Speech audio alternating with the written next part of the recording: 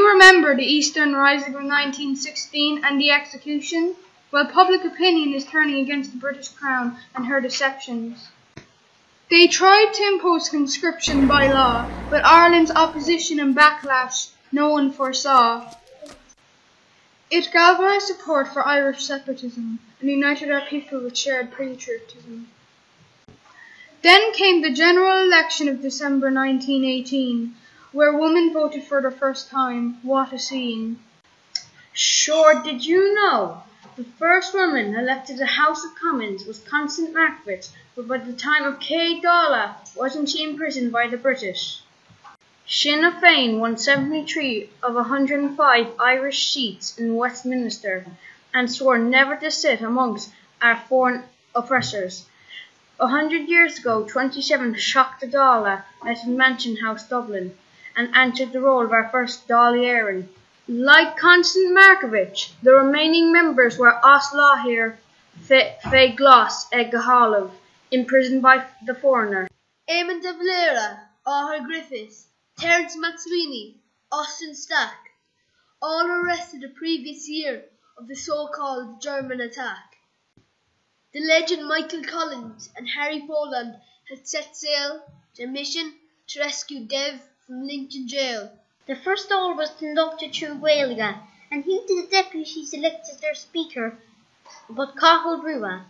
It should not have been forgotten that this Dáil was illegal, while Éire was ruled by Westminster and the Castle. The room was crammed with onlookers and journalists, as Brua, the Ceann Comhairle, read the declaration to the masses. The Irish people is by right a free people. Shocked Cé Bliain, a fight for self-determination. English rule as Tír Seo is based upon Collates agus Freegan, maintained by military occupation against Muintir na hÉireann. We the elected Teachtaí of the ancient Irish, is Nanam Náisiún na hÉireann established the ratification of the Irish Republic, and pledge ourselves, our people, to make this declaration effective. We solemnly declare foreign government in Ireland to be an invasion, and we demand the evacuation of our country by the Sassenach garrison, and strong in the justice of the cause which they have handed down without applause, we ask His divine blessing on this the last stage of selldom we have pledged ourselves to carry through the freedom.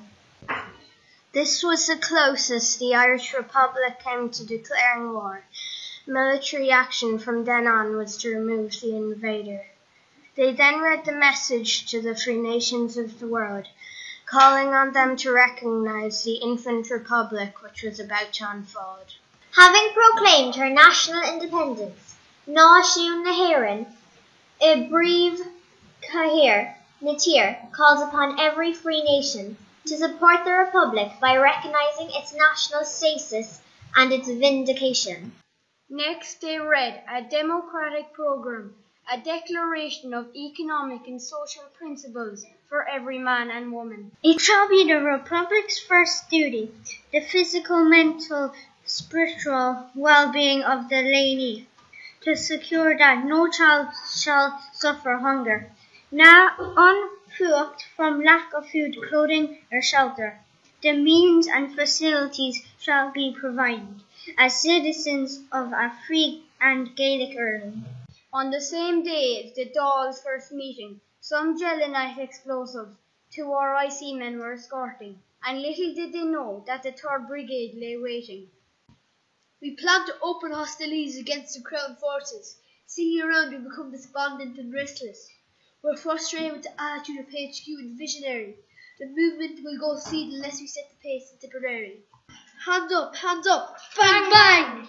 Pick up their guns, quick, get the explosives, for surely we'll hang. The only regret we had was there was only 2 policemen instead of the 6 we expected. Sure, the only way to stage war was to kill someone, and that's what we intended. The ambush was seen as the beginning of the Irish War of Independence, when an ancient nation asserted the right way of its life through acts of violence.